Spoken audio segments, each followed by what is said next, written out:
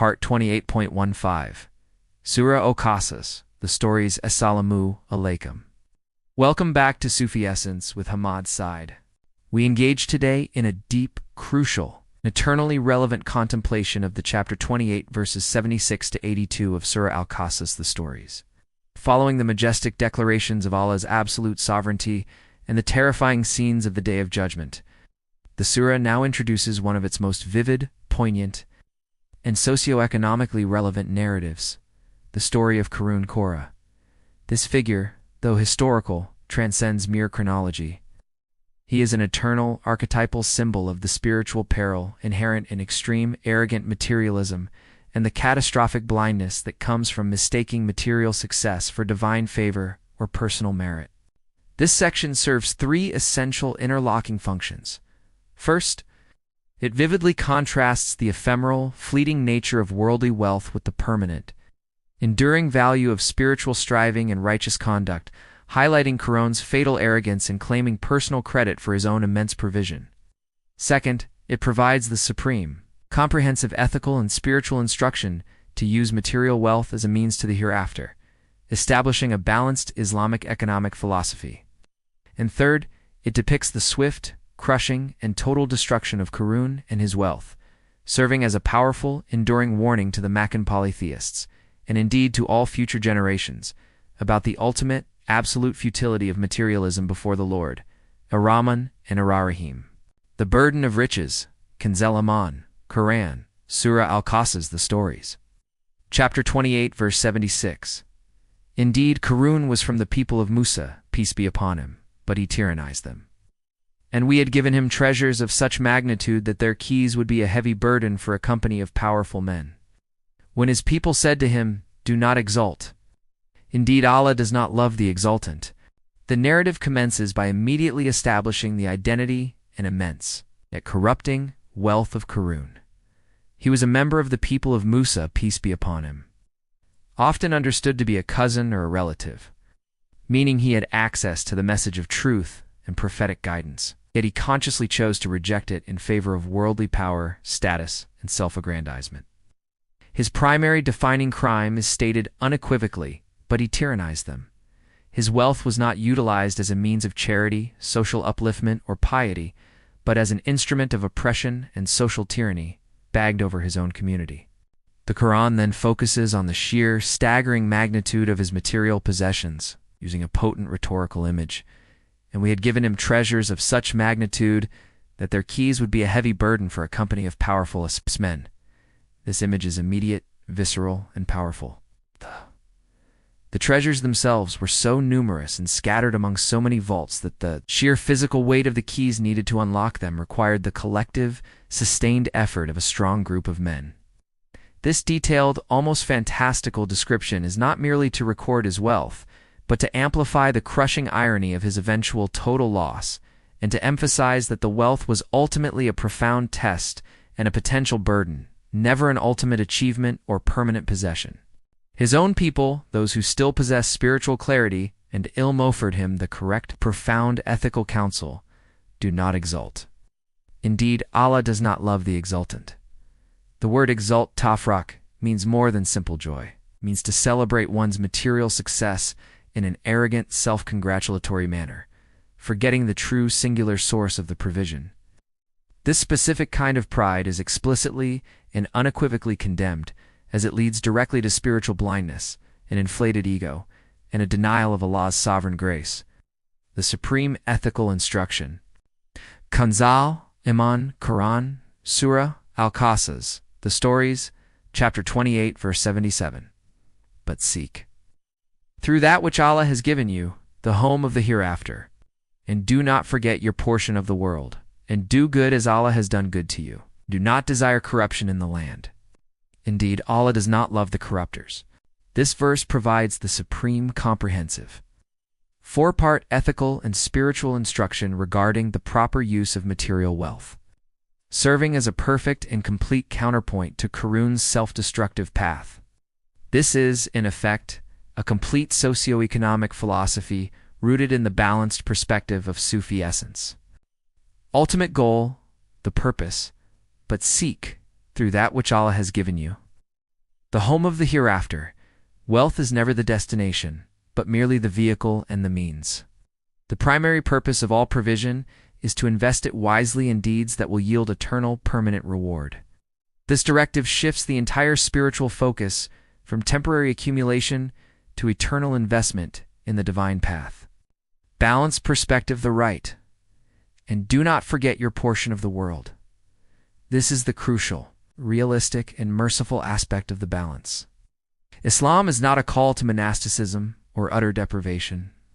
It acknowledges the legitimate human need for comfort, lawful enjoyment, sustenance, and personal dignity. The believer is commanded to enjoy the lawful provision without ever becoming spiritually enslaved by it. Reciprocal goodness, the duty. And do good as Allah has done good to you. This is the fundamental principle of ethical and spiritual reciprocity. Since all wealth is an unmerited, magnificent gift from Allah, the proper human response is to mirror that goodness and generosity towards His creation through charity, justice, kindness, and alleviating the suffering of others. Avoidance of corruption, the warning, and do not desire corruption in the land. Indeed, Allah does not love the corruptors. The misuse of wealth inevitably leads to corruption, facet, oppression, injustice, exploitation, and moral decay. This absolute command is the ultimate warning against using provision to oppress and tyrannize, which was precisely Qarun's core, unrepented crime. The fatal flaw of Qarun's arrogance. Qarun, Surah Al-Qasas, the stories, chapter 28, verse 78. He submitted. I have only been given it because of knowledge I possess. Did he not know that Allah had destroyed before him generations who were greater than him in power and greater in accumulation of wealth? And the criminals will not be questioned about their sins. This verse devastatingly exposes the core, defining spiritual disease of Qarun: arrogance, kibrin, self-attribution, shirk, kafk, subtle polytheism. When advised to acknowledge Allah's grace and sovereignty, he submitted. I have only been given it because of knowledge I possess. He audaciously attributed his staggering success and his massive provision not to the grace of the giver, but to his own knowledge or skill in trade, chemistry, or business management. This statement is the essence of ultimate ingratitude, elevating his finite human effort and cleverness above the infinite divine decree and will. Allah immediately, powerfully, and historically refutes this arrogance. Did he not know that Allah had destroyed before him generations who were greater than him in power and greater in accumulation of wealth? Qarun's wealth, however great the burden of the keys, was nothing compared to that of past, annihilated empires like Ad and Thamud. His vaunted knowledge was utterly useless and irrelevant against the power of divine will and historical precedent. The final statement of the verse provides a profound, chilling detail regarding the day of judgment for the most egregious, unrepentant sinners, and the criminals will not be questioned about their sins. This is not a comfort, but a profound terror. It means their crimes are so manifest, so public, so absolute, and so complete that there will be no need for questioning, defense, or argument. The evidence will be utterly self-evident, leading directly and swiftly to the decreed punishment. The spectacle of earthly glory, Kanzal Aman, Qarun, Surah Al-Qasas, the stories, chapter 28. Verse 79. So he came out to his people in his adornment. Those who desired the worldly life submitted, Oh, would that we had the like of what Qarun has been given. Indeed, he is one of great fortune. This verse sets the stage for the dramatic, immediate downfall.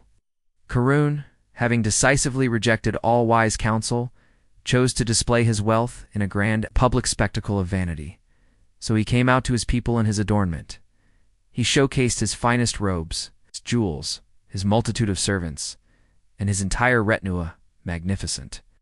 Majestic parade designed purely to instill envy and awe in the masses. The sight had its desired corrupting effect on those of weak spiritual resolve and poor insight. Those who desired the worldly life submitted. Would that we had the like of what Qarun has been given. Indeed, he is one of great fortune. This group, consumed by worldly ambition and material desire, mistakenly equates material quantity and outward spectacle with spiritual quality and divine acceptance. They see Qarun as the epitome of fortune, while when wishing for his life and his tyrannical power.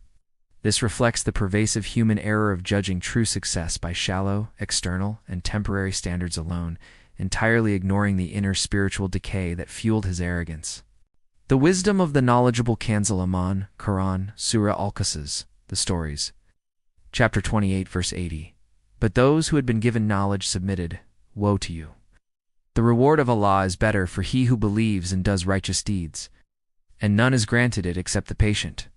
In stark, beautiful, and theologically profound contrast to the envious and deluded masses, the verse presents the response of those endowed with genuine alemtha, profound spiritual and theological knowledge of the truth. They instantly recognized the utter vanity of the spectacle and warned the deluded masses, "Woe to you! The reward of Allah is better for he who believes and does righteous deeds." They instantly and correctly redirect the focus from the ephemeral glitter of Qarun's appearance to the ultimate, permanent value of the reward of Allah Thab all. They declare that true, lasting success lies not in having, but in being a spiritual state attained through a combination of sincere belief imana and active righteous deeds amila gliya. This statement provides the complete, irreducible formula for spiritual success, directly challenging the materialist worldview at its core. The verse ends by emphasizing the core, essential virtue required to maintain this elevated spiritual perspective. And none is granted it except the patient. The reward of Allah is reserved for those who possess patience. Earn the immense spiritual strength to endure poverty, to overcome persecution, and, most crucially, the fortitude to resist the temptation and envy generated by the immense, seductive spectacle of worldly wealth like that displayed by Qarun. The sudden total destruction Kanzil Aman Qarun, Surah Al-Qasas, the stories, chapter 28, verse 81. So we caused the earth to swallow him and his home. And there was no party for him to aid him against Allah, nor was he among those who could defend themselves. The climax is sudden, total, and terrifyingly final. The divine punishment is swift and immediate, destroying the man and his entire framework of worldly power in a single moment. So he caused the earth to swallow him and his home, the immense wealth that he cherished, the heavily fortified home he boasted of, and the arrogant body he adorned were all simultaneously and utterly consumed by the earth. This is the ultimate, inescapable symbol of the fate of arrogant materialism. The very earth from which all his wealth was derived now consumes it, proving its essential worthlessness and transient nature. The verse confirms the crushing, absolute helplessness of the arrogant one, and there was no party for him to aid him against Allah, nor was he among those who could defend themselves. The party refers to his armed men, his tribal alliances, or his political influence, all the mechanisms by which he tyrannized others.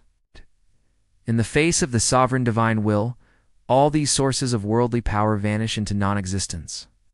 His vaunted knowledge and immense wealth proved utterly, pathetically incapable of providing any defense against the absolute decree of Allah. The folly of envy exposed. Qarun, Surah Al-Qasas, the stories. Chapter 28, verse 82. And those who had wished for his position the previous day began to say, "Woe! It is Allah who extends provision to whom he wills of his servants and restricts it. If not that Allah had conferred favor upon us, he would have caused it to swallow us. Woe indeed! The disbelievers will not succeed."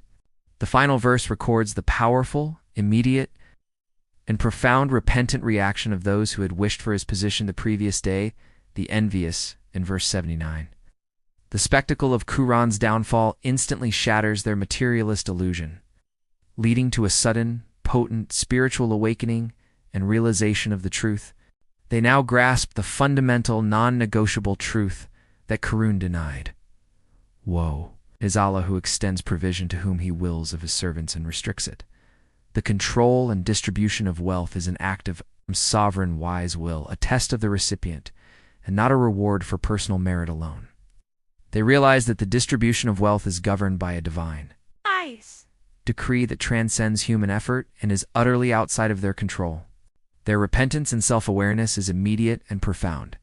If not that Allah had conferred favor upon us, he would have caused it to swallow us.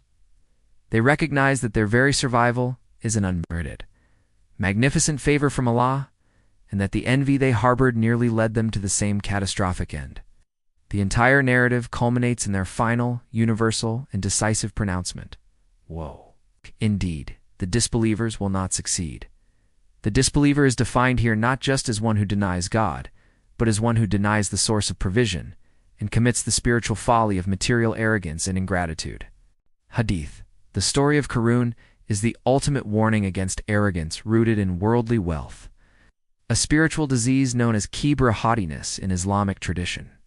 The spiritual counsel offered by his people to be humble and not exult in material gains is echoed perfectly in the teachings of the Prophet Muhammad.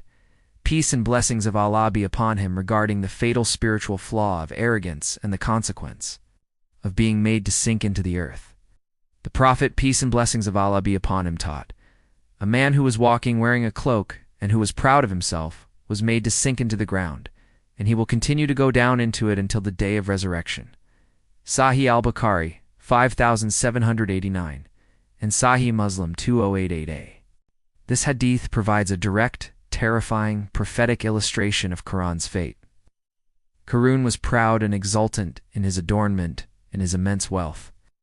The ultimate consequence was being made to sink into the ground. The lesson is timeless. The same earth that provides the source of all wealth becomes the means of total destruction for the arrogant, the ungrateful, and the tyrannical. This narrative confirms that spiritual arrogance, born of material obsession, carries an absolute, inescapable punishment, serving as a powerful, universal warning against the folly of kibr.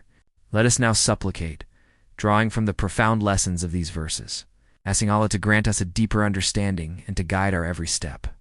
O Allah, Most High, Most Exalted, we seek your protection from the fatal tyranny and exultation that consumed Qarun, and from the self-deception of attributing provision to our own meager knowledge or effort.